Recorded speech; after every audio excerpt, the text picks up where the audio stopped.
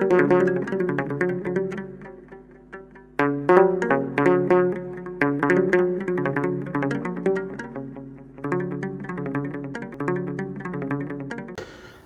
አብ ወወልድ ወመንፈስ ቅዱስ አሐዱ አምላክ አሜን። ብሩካን እግዚአብሔር ልጆች በጌታችን በኢየሱስ ክርስቶስ ሰማያዊ በሆነ ስፍራ መንፈሳዊ በሆነ በረከት የተባረካችሁ የእግዚአብሔር ልጆች ተብላችሁ እንድትጠሩ አብ እንዲህ ያለውን ፍቅር የሰጣችሁ መንፈስ ቅዱስ በ40 በ80 ቀን የዘላለም ርስት ወራሾች እንድትሆኑ የመንፈስ ቅዱስ ማኅተም ሀብተ ወልድ ስመ ክርስትናን በመስጠት ያከበራችሁ ሁላችሁ የቅዱሳን ቤተሰቦች እመቤታችን የአስራት ልጆች እንደምን ቆያችሁ? ሁሉን የሚችል አምላክ ጌታ መድኃኒታችን ኢየሱስ ክርስቶስ ከአብ ከመንፈስ ቅዱስ ጋር በአንድነቱ በሶስትነቱ በጌትነቱ ተወደደ የተመሰገነ ይሁን። እግዚአብሔር ልጆች እንግዲህ ሰሞኑን አንዲት ክፍለ ሀገር የምትገኝ እናት ትንሽ ማሽን የኦክስጅን ማሽን ተሸክማ የምትንቀሳቀስ ድጋፍ አድርጉልኝ ልጆቼን አላባት ተሰድጋሉ ብላ ስታስደውልልኝ ሴት ኦክስጅን እየገዛች እንደገና ለልጆቿ ምግብ ምን ማለት እንደሆነ እንግዲህ ይገባችኋል። በጣም ከባድ ለአንዳንድ ሰዎች ህይወት ከባድ ነው። ህይወት ከባድ የሆነባቸው ሰዎች ደግሞ ህይወታቸውን ማቅለል መደገፍ ይገባናል እና ግዛት እንደው ትንሽ የተሻለ ማሽን መግዛት የምንችል ከሆነ እዚህ ያለን ሰዎች እየተነጋገርን ነው። 9114138 ስልኬ ላይ ያሳውቁኝ። እግዚአብሔር እናንተን ቤታችሁን የባርክ። ዛሬ መጨረሻ ማሳሰቢያ ነው። ዛሬ እግዚአብሔር ሊያስተምረን የወደደው ርዕሳችን ላይ እንዳያችሁት በምናፍርባቸው ውስጣችንን በሚወቅሱ ጉዳዮቻችን ላይ ጠላት ብርቱ የሆነ ክስ በውስጣችን ያመጣል። ያ ክስ ደግሞ ውስጣችንን፣ ቁመናችንን ያደክመዋል፣ አጥንታችንን ይበላዋል። በዚህ ጉዳይ ላይ ነው የምንነጋገረው። መዝሙር 6 ላይ ዳዊት በበገና ከዘመራቸው መዝሙራት አንዱን እናገኛለን። ምን ይላል? አቤቱ በቁጣ አትቅሰፈኝ፣ በመዓትህም አትገስጸኝ። ድውይ ነኝና አቤቱ ማረኝ፣ አጥንቶቼ ታውከዋልና ፈውሰኝ። ነፍሴም እጅግ ታወከች፣ እስከ መቼ ድረስ ነው? ተመለስ፣ ነፍሴን አድናት፣ ስለ ቸርነትህ አድነኝ። በሞትም በሞት ሆኖ የሚያስብህ የለምና። በጭንቀት ደክም ያለው በሲኦልስ የሚያመሰግንህ ማን ነው? ይላል ቁጥር 6 ላይ። ዳዊት የተጨነቀ ሰው መሆኑን የሚያስታውቀው ከመጀመሪያው ከጸሎቱ መነሻ ነው። የተጨነቀ ሰው በምስጋና ጸሎቱን አይጀምርም። የኔ ጌታ አመሰግንሃለሁ፣ ይሄን አድርገህልኝ ብሎ አይቆጥርም። የተጨነቀ ሰው ጥቃት ውስጥ እንዳለ፣ ኢላማ ውስጥ እንደገባች ወፍ ማለት ነው። በጣም ብዙ የሚያስጨንቀው ነገር ስላለ ህሊናው መንፈሱ ሰውነቱ ሁሉ ጥንካሬ ስለሚያጣ የሚጸልየው ቀጥታ የድረሱልኝ ጸሎት ወይም ከፍተኛ መጠቃት የደረሰበት የሚያሳውቅ ጸሎት ነውና ዳዊት እግዚአብሔር በቁጣው የሚቀስፈው ሰው አድርጎ ነበረ የቆጠረው። የዳዊትና የእግዚአብሔርን ግንኙነት ስናጠና ግን እንደዚህ አልነበረም እግዚአብሔር ሐሳብ። ዳዊትም ሸመገለ፣ እድሜ ጠግቦ ሞተ። ልጆቹን መርቆ ማንገስ የሚገባውን አንግሶ እግዚአብሔርን አክብሮ የሐዊን አክብሮ በሽምግልና በክብር ተሰበሰበ ነው የሚለው እንጂ በእግዚአብሔር አልተቀሰፈም። ስላልበደለ አይደለም፣ ስላላጠፋ አይደለም። የእግዚአብሔር ሐሳብ ግን ዳዊትን መቅሰፍ አልነበረም። እንደውም መሲሁ አዳኙ የእግዚአብሔር ልጅ ኢየሱስ ክርስቶስ የዳዊት ልጅ ተብሎ እንዲጠራ ነበር የተዘጋጀው ዳዊት። እሱ ግን እንደሚቀሰፍ ያስብ ነበር። ለምንድን ነው እንደዚህ ያስበው ብትሉ ከውስጡ የመጣበት ክስ ነው።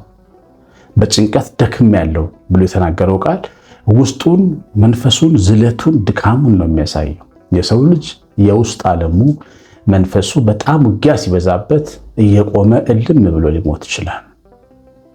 ጸሎት፣ አምልኮ ባዶ ሆኖ ይታየዋል። በእግዚአብሔር ፊት ማስቀደስ፣ ንስሐ መግባት፣ እግዚአብሔርን ቃል መስማት ምንም አይመስለውም። በቃ ይሄ ይሰለቸዋል። እንደውም ብዙ ሰዎች እንደዚህ አይነት ሰዎች አላችሁ እኮ።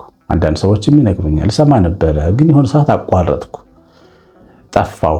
ለምን ጠፉ ብትሉ በውስጣቸው ክስ ምክንያት ጠላት ጭንቀት ስለሚፈጥርባቸው ያ ጭንቀታቸው ውስጣቸውን በጣም እያዛለ ሲመጣ መጀመሪያ የሚያዩት ከእግዚአብሔርና ከመንፈሳዊ ዓለም መራቅ፣ መለየት እና ይሄ የጠላት ክስ ዓላማ ነው። እግዚአብሔር እኛ እንደሚወደንና ጽኑ ፍቅር ለኛ እንዳለው ልክ የሌለው ገደብ የሌለው ፍቅር እሱን የሚያክል ፍቅር እንዳለው ለኛ ያውቃል ጠላት። ስለዚህ ያለው አማራጭ እኛ ከራሳችን ጋር ያላትመናል። በድካማችን ፊት ያጋልጠናል። የሚገርማችሁ ሰው ገበናውን ሰው ሲያቅበት ያፍራል አይደል? ስለዚህም ከሰው እግዚአብሔር ገበናውን ደብቆለታል። ግን የሚገርማችሁ አስበን የማናውቀውን ነገር ልንገራችሁ። አንዳንድ ጊዜ ገበናችን በራሳችን ፊት አያቆመን። ባንረሳው እንዴትም ብሎ ባይከደን ገበናችን ራሳችንን እንድናጠፋ ሊያደርገን ይችላል። በራሳችን ፊት እንዳንቆም አድርጎ ይከሰናል ጠላት። ለምሳሌ ውርጃ ፈጽማ የነበረች አንድ ሴት ከዚህ ቀደም ልትጸልይ በተነሳሽ ቁጥር ልታገለግል ከበሮ ልትመታ በተነሳሽ ቁጥር አይምሯ ውስጥ ሰው ገለሽ ሰው ሆነሽ አሁን ትቆማለሽ ፊቱ ብሎ ይነግራታል ማለት። አዎ ውርጃ አድርጋለች፣ አቦርት አድርጋለች ሴት። ንስሐም ከብታበል ሊሆን ይችላል፣ ግን ውስጧ ግን ያክሳል። ከበሏ ጋር አትደርስም፣ ቅዱሱ ጋር አትደርስም ለመቁረብ። አንዳንድ ቤተክርስቲያንም ገብታ ከምትጸልይ ውጭ ቆማ በተጸልይ ትመርጣለች። አንዷን ቤት ውስጥ ቀርታለች። እኔ ጨካኝ ሴት ነኝ፣ እኔ እኮ ነፍስ አጥፍቻለሁ፣ እንዴት በአምላክ ቤት ቆማለሁ ብላ እንድታስብ ያደርጋታል። የጠላት ሐሳብ ነው። መለኮታዊ ሰማያዊ ሐሳብ አይደለም፣ የጠላት ሐሳብ ነው። አንድ ጊዜ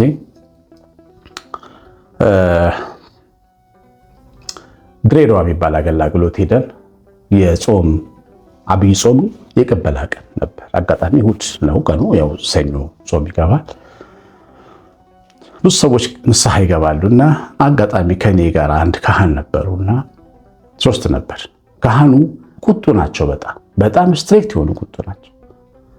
እና ወደ እየወጣን ነው፣ ወደ ያለፍን ልጅቷ ንስሐ ትናዘዛለች ለሌላ ቄስ ማለት ነውና አልፍ ብሎ ንግግሯ ጆሮአችን እስገባ። እኛ በቅርበት ነበር የምናልፈው። አስወርጃለሁ አለች። ከዛ እኛውን የሚቆጡት ቄስ አይመለከታቸውም። ኑዛዜው ለሌላ ካህን ነው። ወዮልሽ ሲኦል ነው ቤትሽ ብለዋት አለፉ ማለት ነው። በጣም ደነገጠች። ይሄ የሰይጣን ድምፅ ነው። ሰይጣን በእኛም አፍ ሊናገር ይችላል። በስምዖን ጴጥሮስ አፍ ጌታን እንደተናገረው ወግድ አንተ ሰይጣን እንዳለው በእኛም አፍ ሊናገር ይችላል። አንዳንድ ጊዜ ኢቭን የንስሐ አባቶቻችን የእግዚአብሔር ምሕረት ሊያነግሩን ይችላሉ፣ ሊያስፈራሩን ይችላሉ።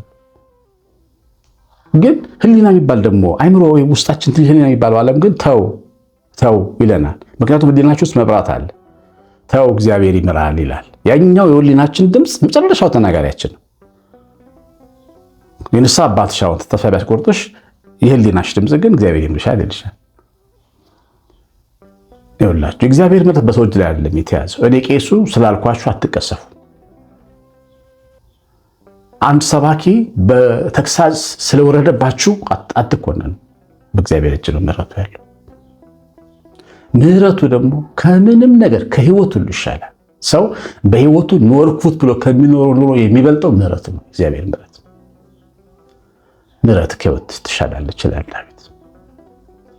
አሁን ምን ልላችሁ ነው? እቺ ሴት አሁን ድሬዳዋ የነበረችው ሴት ደነገጠች። ጠላት ሊከሳት ሊሞክረው። እንደገና ግን ደግሞ አጠገባችን ሌላ ሰው ነበር። አይዞሽ ብሎ አበርትቷት መጣ እና ካህኑን ተቆጣቸው። ከተመለሰ በኋላ እኚህ ቄስ ብዙ አልተማሩ፣ ለእግዚአብሔር ቀንተው ሊሆን ይችላል። ግን ለሰው ገለና ለእግዚአብሔር አንቀና። ጠላት እንደዚህ አድርጎ ይኮንናል፣ ሰዎችን ይከሰናል። በውስጣችን ያለው ነገር እያየ የሆነ ታማኝነትን አግድለህ ከሆነ አንድ ቀን ትዳርህ ላይ ወይ ትዳርሽ ላይ የሆነ ነገር አድርገህ ከሆነ ጠላት ሁልጊዜ በውስጡ ይናገራል። ሄደህ ሚስትህን ለማቀፍ ይቅርታ አድርገህ ንስሐ ገብተህ ሚስትህን ለማቀፍ ስትነሳ ሰይጣን አይምሮ ውስጥ ይመጣል። አንተ እንዲያርጋል ቆሻሻ ወንድን ይላል። አንቺ ቆሻሻ ሴት ነሽ ይልሻል። የሆነ ገንዘብ ወስደን ሊሆን ይችላል ቸግሮን፣ ወይ እግዚአብሔርን አስራት በልተን ሊሆን ይችላል። አንተ ቤት ባዶ የሆነ መቅኖቢስ የሆንከው እግዚአብሔርን አስራት በልተን ይላል። ክሱ ያዝላል። በጣም ነው የሚያዝለው። በጣም የሚያሳዝናችሁ ደግሞ ይሄ ክስ ዓላማው ከእግዚአብሔር ጋር እንድንጋጭ ማድረግ ነው። እግዚአብሔርን ክፉ አድርጎ ማሳየት ነው። አትቅሰፈኝ፣ በቁጣ አትቅሰፈኝ ሲል ዳዊት ቀሳፊ አምላክ፣ ምሕረት የሌለው አምላክ ነው የሚመስለዋል። ግን እንደዛ አይደለም። የውስጥ ጭንቀት፣ የውስጥ ድምፅ ሲበረታ የእግዚአብሔርን ደምግባቱን ውበቱን ማጥቆር ይፈልጋል ጠላት። በተለይ ሞኝ ሰሚዎች ከሆነን አለቀል። አረ የለም ማለት ያስፈልጋል። ምሕረቱ ለዘላለም ነው ማለት እስመ ለዓለም ምሕረቱ ብለህ ብድግ ማለት አልሰማህም አይምረኝም የምትለው እግዚአብሔር እኮ ምሕረቱ ከሰማያት ይበልጣል። እግዚአብሔርን እኮ ነው የሚያክለው ምሕረቱ፣ ባህሪው እኮ ነው። እኔን ምንም ቁጥር የማልገባው ሰው እንዴት አይምረኝም? በፍጹም ይምረኛል ማለት ያስፈልጋል። አያችሁ፣ ከዛ እግዚአብሔርን ደግ እንደሆነ፣ ፍቅር እንደሆነ፣ መልካም እንደሆነ፣ አዛኝ እንደሆነ፣ ምሕረቱ ለዘላለም እንደሆነ የሚያምን ልባችን ይበረታል። ሐና እንዳለች ልባችን በእግዚአብሔር ላይ ይጸናል። ምንም አንሸነፍም። ከዛ ግን የውስጣችን ድምፅ ዝም ብለን የምንሰማው ከሆነ አሁን ዳዊት እንዳለው አጥንቶቼ ሁሉ ታወቁብኝ። አጥንት ማለት ብርታት ማለት ነው። የሰው ልጅ የክርስትና ብርታቱ ነው የሚያቆመን። ክርስትና እኮ ይፈተናል። በዛም በዚህም በላይም በታችም እንደ ድፎ ዳቦ በሳት ይፈተናል። ውስጣችንም ይነዳል እጃችን። በዚህ ውስጥ የመንፈስ ጥንካሬ ሲኖረን ነው የምናሸንፈው። አጥንቶቻችን ሲበረቱ ነው የምናሸንፈው። አለዚያ ግን ትንሽ የሚበቃቸው ክርስቲያኖች ነው የምንሆነው። ኮሽ ሲል የሚደነብሩ፣ ተስፋ የሚቆርጡ፣ ከቤተክርስቲያን የሚወጡ፣ እግዚአብሔር የሚቀየሙ፣ የሚጣሉ፣ ሌላ አምላክ ጋር መሄዱ ኮሽ ባለ ቁጥር ልንሆን እንችላለን። የክሱ ደግሞ ዓላማ የእግዚአብሔርን ታማኝነቱን ማይነዋወጥ ፍቅሩን አበላሽቶ ማሳየት ነው እና እንደዚህ አንዳንዴ በምናፍርባቸው ውስጣችን አርገናቸዋል ብለን ተናዘናቸውም ይሁን ሳልናዘዛቸውም ይሁን በተቀመጡ ነገሮቻችን አለማቋረጥ ጥላት ሲከሰል ልናውቅበት ይገባል። እግዚአብሔርና እኛ እንድንጣላ እየሰራ መሆኑ የእግዚአብሔር ሐሳብ አይደለም። እግዚአብሔር ዳዊት ምን ይላል? እግዚአብሔርን አመስግኑት እስመ ለዓለም ምሕረቱ ለዘላለም ነውና። ምሕረቱ ለዘላለም ነው፣ አይለወጥም። ታማኝነቱ ለዘላለም ነው። ትዕግስተኛነቱ፣ ቻይነቱ፣ ተሸካሚነቱ አይለወጥም። በእኛ ላይ አያሟርትም። እግዚአብሔር አያሟርትም። እንድናፍር፣ እንዲሰማን፣ እንድንቆስል፣ ውስጣችን እንዲደማ፣ የውስጥ ትሮማ ቁስል እንዲኖረን አይፈልግም እግዚአብሔር። ዲየት አምላክ አይደለም። ይሄ ከዛኛው እንጂ ከሰማይ አይደለም። ይሄን ወቁት። በውሸት ትርክት ያደክማቸዋል። ልጁ እህትየዋ አንድ ጋር ስትጫወት ቀስት እየወረወረች ስትጫወት ትልቅ የምትወደድ አባትየው የሚወዳት ርግብ አለች። እሷን ትገላታለች እና ወንድሟ አይቷል። በገባ አባትየው ኃይለኛ ነው፣ ከሰማ ይገለኛል ብላ አሰበች፣ አልተናገረች። ከዛ ወንድምየው ጠራት፣ አዘዛት። ሂጂ እንደዚህ አድርጊ አላት። አረገች። ደግመሽ አድርጊ ስላት ታናሿ ነው፣ እሷ ታላቁ ነች። አይ አንተ አድርግ ስትለው የገደልሽውን እናገራለሁ ለአባዬ ይላታል። ደነገጠች። ለካ ታይቻለሁ።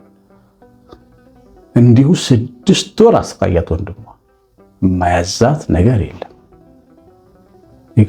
መጨረሻ ላይ በ6ኛ ወር ነቃች፣ ገባት። ለአባቴ ለምን አልነግረውም? አባቴ እኮ ነው አለችና አባዬ አለችው። እንደዚህ እኮ አንድ ቀን ቀስት ስጫወት ሳላቅ ርግቧን የገደልኳት እኔ ነኝ አለችው። እኔ ልጅ አውቃለሁ አላት። ስትወረውሪም ተሳስተሽ ስትመሻትም አይቼሻለሁ መስታወት፣ ከአንቺ ምጣ ብዬ ነው አላት። በጣም ነው ያዘነችው። ለምንድን ነው ወደ ተናዝዥ ያልተገላገልኩት? ለምንድን ነው የወንድሜ መጫወቻ የሆንኩት ብላ ማለት ነው። ሰይጣን እንደዚህ ነው የሚጫወተው። ተናዘን ማረፍ ነው። ያፈርንባቸውን ጉዳዮች እንጽፋቸዋለን በወረቀት እንዳንረሳ። ጽፈናቸውን ለንስሐ አባታችን እነግራለን። ከዛ በሳት እናቃጥላለን። አለቀ። አባታችን ጆሮ ከደረሰ በኋላ ጉዳዩ ክስ የለብን። ከዛ በኋላ ልክሰስም ቢላችሁ የእናንተ ብርታት መልስ ያሸንፈዋል። እግዚአብሔር እንደማራችሁ ታውቃላችሁ። ሳንናዘዝ ግን ደብቀን ካስቀመጥነው ግን የጠላት መጫወቻ ሊሆን ይችላል። የሰማነውን በልቦናችን ጻፍ። እግዚአብሔር ቸርነታችን የእመቤታችን ረድኤት በረከት የምላት ጥበቃ አብሮን ይሁን። የጌታችን ብርሃን በቤታችሁ ይሁን። የእናታችን ማሳሰቢያ አትርሱ። ላይክ በተኑን መጫን፣ ኮሜንት መጻፍ እንዳትረሱ። ቀሲስ አሸናፊ ገብረማርያም ነኝ። ሰላም